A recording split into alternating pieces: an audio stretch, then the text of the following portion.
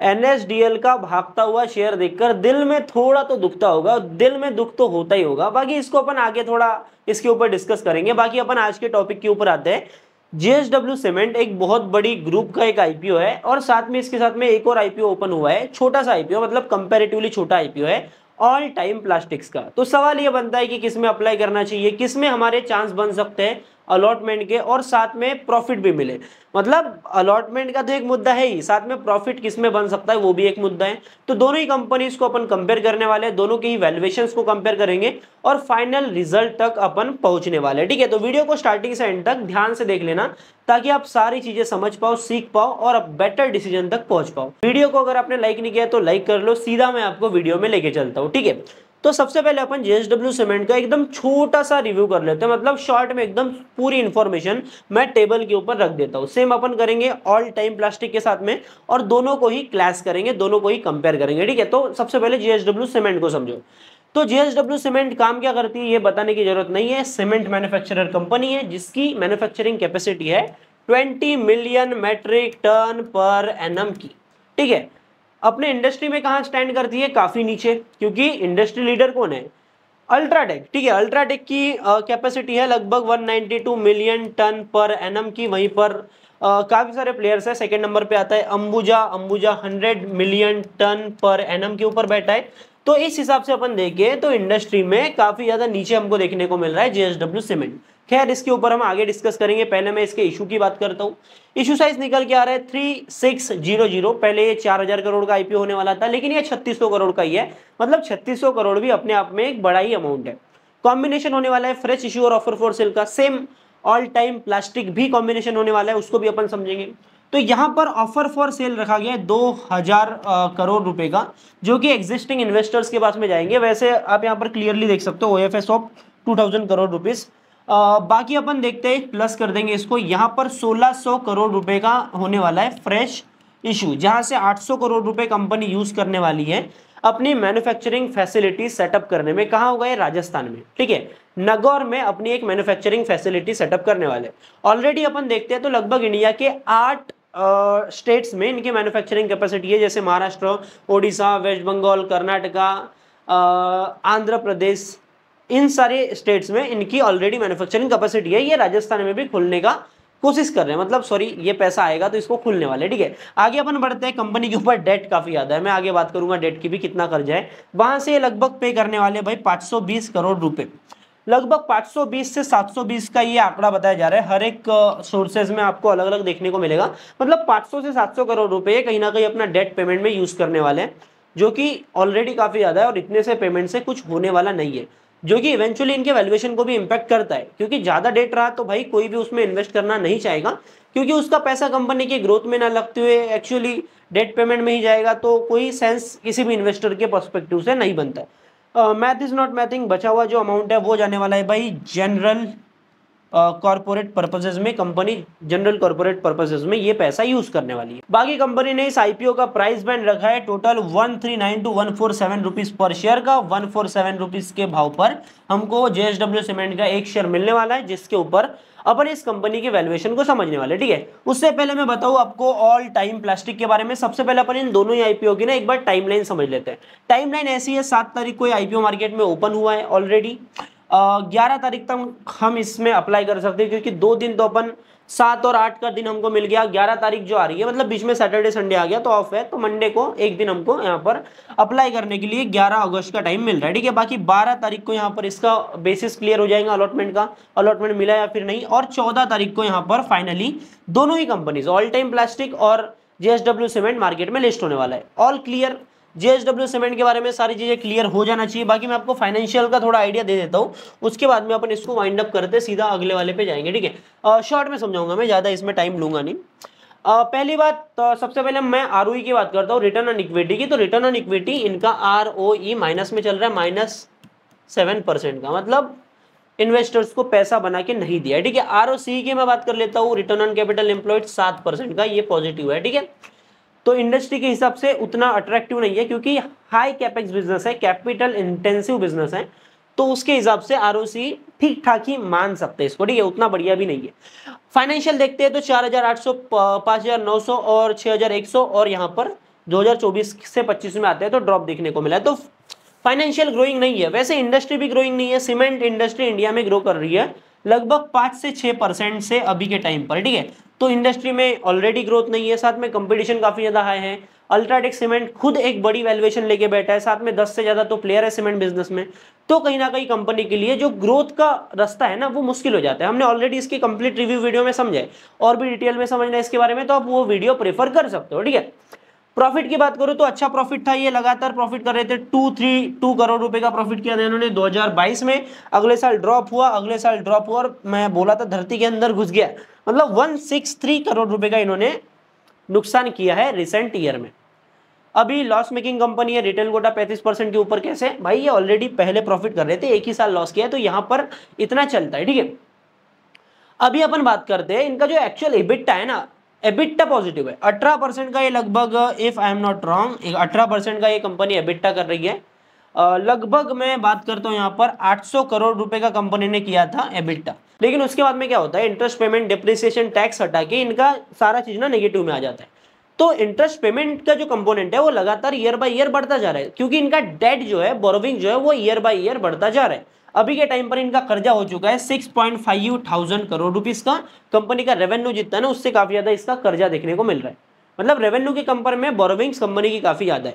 Market की valuation की बात करूं तो बाकी कंपनीज को लगभग 4 से 5 का मार्केट कैप टू सेल्स का रेशो मिल रहा है। मैं पी रेशो पे नहीं जाऊंगा क्योंकि इनका प्राइस टू अर्निंग रेशो नहीं निकाल सकते, क्योंकि कंपनी की अर्निंग ही नहीं है। इनका मार्केट कैप टू सेल्स का रेशो में बात करता हूँ, मार्केट कैप अपन लेते हैं, मार्केट कैप इसका 20,000 करोड़ रुपीस का है, 6,000 करोड़ का इनका साल का रेवेन्यू है। इसका मतलब मार्केट कैप टू सेल्स का रेशियो इनका निकल के आ जाएगा लगभग 3+3 से थोड़ा ही ज्यादा।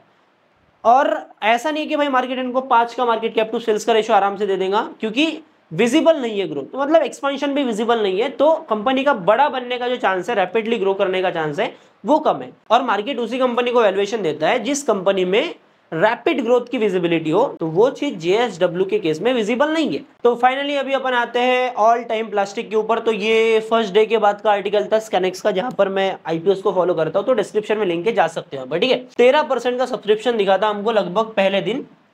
बाकी अपन आगे बढ़ते हैं। ऑल टाइम प्लास्टिक की बात करूं तो इनका प्लास्टिक का बिजनेस है। ये प्लास्टिक बना देगा, प्लास्टिक की छन्नी आती है, प्लास्टिक का बाउल आता है, किचन में जो भी प्लास्टिक की चीजें देखने को मिलती है कंपनी बनाती है। 25 से ज्यादा कंट्रीज में अपने माल को एक्सपोर्ट करते हैं, खुद के ब्रांड के अंदर भी चीजें को बेचते हैं ऑल टाइम प्लास्टिक, और साथ में बाकी बड़े ब्रांड्स के लिए व्हाइट लेबलिंग का भी काम करते हैं, ठीक है। अभी मैं पहले इसकी इंडस्ट्री के ग्रोथ का वो दे देता हूं आपको। अभी के टाइम पर किचन वेयर वाला जो इंडस्ट्री है प्लास्टिक का, ये इंडिया में उतना ज्यादा ग्रो नहीं कर रहा है। मार्केट का सीएजीआर की बात करता हूं, 2030 तक का इनका निकल के आ रहा है लगभग 6 से 8% का ही देखने को मिल रहा है कैगर। प्रिसाइजली अपन जाते हैं ऑल टाइम प्लास्टिक के बिजनेस में, तो इनके बिजनेस का कैगर देखने को मिल रहा है 7.4% का। मतलब कंपनी के पास में, इंडस्ट्री के पास में उतनी बड़ी ग्रोथ विजिबल नहीं है। बाकी आईपीओ के इशू साइज की बात करें तो इनका इशू निकल के आ रहा है भाई 400 करोड़ रुपए का, जो कि कॉम्बिनेशन होने वाला है फिर एक बार ऑफर फॉर सेल और फ्रेश इशू का। तो यहाँ पर फ्रेश इशू रखा है कंपनी ने 280 करोड़ रुपए, OFS ऑफर फॉर सेल रखा है कंपनी ने 120 करोड़ रुपए। 120 करोड़ रुपए कंपनी के पास में नहीं जाएगा, एग्जिस्टिंग शेयर होल्डर्स के पास जाएगा। 280 करोड़ रुपए कंपनी के पास जाने वाला है। अब इसको करने वाले क्या है मैं आपको बताता हूँ। 143 करोड़ रुपीज ये करेंगे। और डेट पेमेंट, कंपनी के ऊपर कर्जा है लेकिन उतना ज्यादा नहीं है, लगभग 250 करोड़ के करीब कर्जा है इनके ऊपर, if I am not wrong. उसमें से 143 तो ये चुका देंगे, तो ये कहीं ना कहीं सही पोजीशन में आ रहे हैं। आगे अपन बढ़ते हैं। लगभग आपका 113 करोड़ रुपए ये ऑटोमेटेड स्टोरेज मशीन को इंस्टॉल करने के लिए लगाने वाले, जो कि कंपनी के काम में ही आने वाला है इवेंचुअली। बाकी जो पैसा बचेगा वो लगने वाला है इनके जनरल कॉर्पोरेट पर्पस में, ठीक है। बाकी इनके फाइनेंशियल्स की मैं बात कर लेता हूँ। आपको टाइमलाइन तो पता ही है, 11 तारीख तक हम इसमें अप्लाई कर सकते हैं। तो इसके लिए अपन आते हैं कंपनी के फाइनेंशियल्स के ऊपर सिंपल से। तो कंपनी के रेवेन्यू की बात करें तो 2023 में 443 करोड़ का रेवेन्यू था, 515 करोड़ पे 559 करोड़ के ऊपर आए। मतलब ग्रोथ ऐसा नहीं कि काफी तेजी से देखने को मिल रही है, ऐसा बिल्कुल नहीं है, कंसिस्टेंटली ग्रो कर रही है, पर एकदम धीरे धीरे ग्रो कर रही है, ठीक है। सेम चीज हमको पैट में देखने को मिलेगा, पैट भी कंसिस्टेंटली धीरे धीरे हमको ग्रो करता हुआ दिखेगा। एबिटा में सेम प्रोपोर्शन में ग्रोथ देखने को मिल रही है। असेट कंपनी के अच्छे खासे बड़े, रिजर्व में काफी ज्यादा तेजी देखने को मिली है। और कंपनी के बोरोविंग मैं 250 करोड़ बोला था, लगभग 218 करोड़ ही है, 143 करोड़ रुपए ये पे करने वाले, जिससे पैट प्रॉफिट आफ्टर टैक्स जो है वो और भी ज्यादा ग्रो करने वाला है। ठीक है, तो पैट ग्रो करेगा, इसके हिसाब से मार्केट इसको वैल्यूएशन देगा। तो मैं वैल्यूएशन वाले पार्ट पे आ जाता हूँ। कंपनी का जो अपना एबिटा है, ठीक है, एबिटा है 18% का, पैट है, इनका पैट आ जाता है 8% का, तो पैट इवेंचुअली बढ़ेगा। एबिटा के ऊपर अपन नहीं बोल सकते, पर पैट बढ़ेगा क्योंकि इंटरेस्ट कंपोनेंट क्या कम हो जाएगा। ठीक है, मार्केट कैप कंपनी का निकल के आ रहा है लगभग 1800 करोड़ रुपए का। पी रेशो की मैं बात करूं तो यहाँ पर 38 का पी रेशो हमको देखने को मिल रहा है। अभी क्या वैल्यूएशन सही है? बिल्कुल नहीं, मतलब वैल्यूएशन उतना अट्रैक्टिव देखने को नहीं मिल रहा है, वैल्यूएशन बहुत ज्यादा है। ऐसी इंडस्ट्री से कंपनी आ रही है जहां पर पहली बात तो कोई ब्रांड की विजिबिलिटी नहीं है, ब्रांड वैल्यू मार्केट में उतनी ज्यादा क्रिएट होती नहीं है। दूसरी बात 5 से 7% का ही इनका इंडस्ट्री का ग्रोथ है, साथ में प्रॉफिट्स में उतनी ज्यादा तेजी देखने को नहीं मिल रही है। काफी पुरानी कंपनी है, 1971 से कंपनी ग्रो कर रही है, चल रही है, और अभी तक पहुंची है लगभग 1800 करोड़ तक ही। ठीक है, तो कंपनी के पास में जो ग्रोथ का पोटेंशियल है वो काफी ज्यादा है नहीं, मतलब सेफ्टी वाली कंपनी है, सेफली ये अपना चलाते आएंगे बिजनेस बढ़िया तरीके से, पर ग्रोथ का डिस्रप्शन उतना हमको देखने को नहीं मिलता, इसलिए वैल्यूएशन उतना भी तगड़ा नहीं है। ठीक है, तो हमें ये चीज मिल गई कि भाई दोनों ही कंपनी का जो हाल है ना एक ही समान है। तो अभी अपन कंक्लूजन ड्रॉ करते हैं, सीधा मैं आता हूं यहाँ पर थोड़ा अपन आ जाते हैं अपने ऑल टाइम के ऊपर। ठीक है, पहली बात दो चीजें हमको देखने को मिल रही है। पहला तो भाई आपका जेएसडब्ल्यू सीमेंट, इसका प्राइस बैंड देखने को मिलेगा आपको 147 का। दूसरा है आपका ऑल टाइम प्लास्टिक, यहाँ पर आपको प्राइस बैंड देखने को मिल जाएगा 275 रुपीज पर शेयर का। ठीक है, जीएमपी की मैं बात करता हूँ तो यहाँ पर 25 रुपए का इनका जीएमपी चल रहा है पर शेयर का, लगभग 9% का ही निकल के आ रहा है।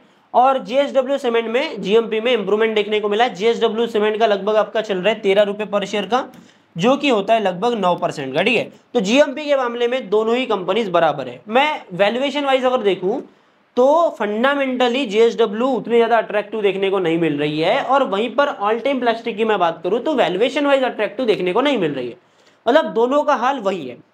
ठीक है, अभी आप समझो प्रॉफिट कहां पर ज्यादा हो सकता है, दोनों ही कंपनीज में सिमिलर सा प्रॉफिट हमको देखने को मिलेगा, क्योंकि ऐसा कोई एक डिफरेंशिएटर देखने को नहीं मिल रहा है।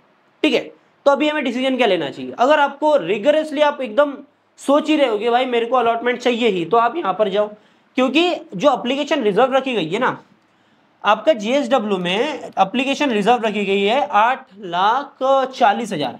ठीक है, वहीं पर आप आओगे तो ऑल टाइम प्लास्टिक में 94,000 ही एप्लीकेशन रखी गई है। तो जेएसडब्ल्यू सीमेंट में और ऑल टाइम प्लास्टिक में अलॉटमेंट के चांसेस सेम बनाने के लिए, उस चीज को बैलेंस करने के लिए कहीं ना कहीं ऑल टाइम प्लास्टिक के कंपेयर में जेएसडब्ल्यू सीमेंट के आईपीओ में एप्लीकेशन का जो नंबर है वो 10x चाहिए। तो क्या जेएसडब्ल्यू सीमेंट के आईपीओ में 10x सब्सक्रिप्शन पड़ेगा?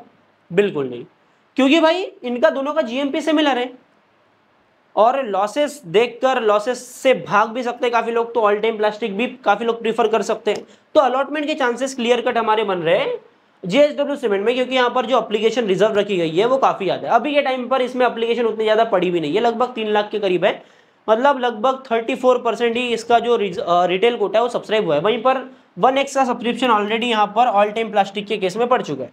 तो हमें अलॉटमेंट भी चाहिए, तो आप यहाँ पर जेएसडब्ल्यू सीमेंट के साथ में जा सकते हो। ठीक है, बाकी जो लोग कॉशियस है कि भाई मेरे को लॉस भी हो सकता है, क्योंकि फ्लैट लिस्टिंग भी हो सकती है, थोड़ा बहुत लॉस भी देखने को मिल सकता है दोनों ही आईपीओस में, क्योंकि दोनों ही सेफ नहीं है। 10% के ऊपर जीएमपी रहता है एक तरफा, तो हम सेफ बोल सकते हैं। तो अभी के लिए एक अपना थॉट ले सकते हो कि 11 तारीख को जब हम अप्लाई करने का ट्राई करेंगे तब हम कहीं ना कहीं जेएसडब्ल्यू को देखें, जिससे हमें अलॉटमेंट मिले और 10-12% का प्रॉफिट भी देखने को मिले। बाकी ओवरऑल क्यूआईबी का सब्सक्रिप्शन कितना आता है ना, उसके ऊपर सारी चीजें डिपेंड करती है। तो ये चीज मैं आपको अपडेट कर दूंगा अपने टेलीग्राम चैनल के ऊपर। तो सिंपल से टेलीग्राम चैनल का लिंक डिस्क्रिप्शन में, लास्ट दिन अपन अप्लाई करेंगे, सब जल्दी अपने को अप्लाई करना नहीं होता है, लास्ट दिन हमको सारा सब्सक्रिप्शन वगैरह जीएमपी देखकर ही अप्लाई करना है। ठीक है, तो बाकी आई होप आपको वीडियो समझ में आ गया होगा। वीडियो अगर अच्छा लगा तो वीडियो को लाइक कर जरूर करना। बाकी मैं मिलता हूं आपसे अगले नए वीडियो में, चैनल पर नहीं तो सब्सक्राइब कर लो। बाय बाय, टाटा, जय हिंद, जय भारत।